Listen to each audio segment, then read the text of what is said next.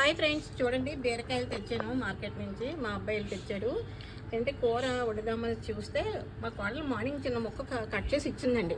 నేను టేస్ట్ చేసాను, అంత చేదనిపించలేదు.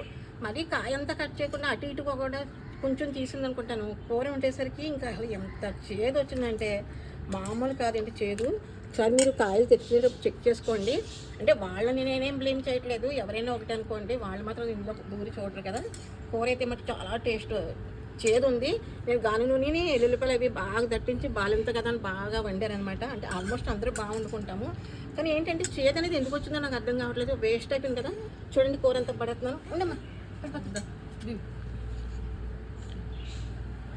చూడండి ఎంత వేస్ట్ అయిందంటే కూర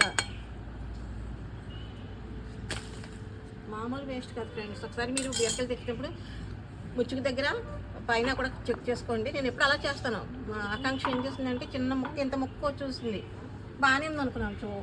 కొంచెం ఉడికిన తర్వాత కూర చూస్తే చేదు చేదు చేదు అనమాట. అంటే మీరు బాలంతలు తెచ్చుకునేటప్పుడు కానీ మనం ఇంట్లో వండుకున్నప్పుడు కానీ జాగ్రత్తగా చెక్ చేసుకుంటాను మీకు చెప్తున్నాను అంతే. ఓకేనా? Bye friends.